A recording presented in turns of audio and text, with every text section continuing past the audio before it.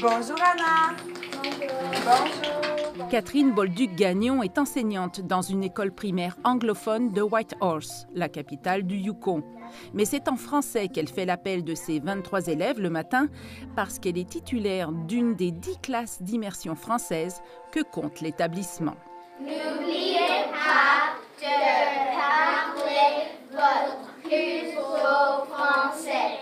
Ces jeunes de 10 ans suivent donc la quasi-totalité de leurs cours en français depuis leur maternelle.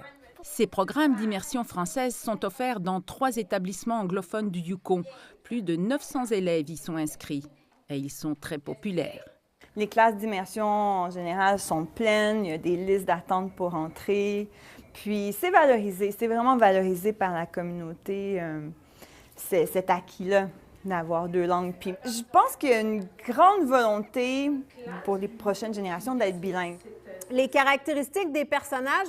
Il existe aussi au Yukon un réseau scolaire francophone, avec la création, en 1996, d'une commission scolaire francophone du Yukon qui gère une garderie, une école primaire et une école secondaire, où l'enseignante de français Annie Deshôtels donne justement un cours. Ici, on est vraiment chanceux parce que la communauté a toujours voulu cette école secondaire-là.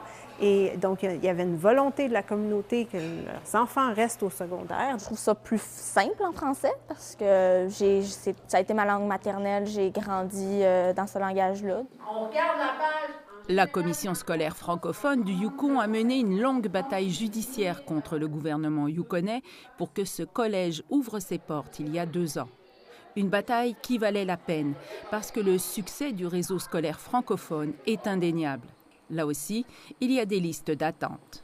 La demande est là parce que le Yukon grandit au niveau démographique, il y a une croissance année après année du nombre de gens qui veulent venir s'établir à Whitehorse et au Yukon. Il y a une croissance également de la communauté francophone. Et puisqu'on a des programmes que je dirais crédibles et de qualité, eh bien les gens n'ont pas d'hésitation à venir s'inscrire chez nous. La commission scolaire francophone du Yukon travaille aussi sur le développement de programmes d'études post-secondaires pour que les jeunes puissent poursuivre leurs études dans la langue de Molière.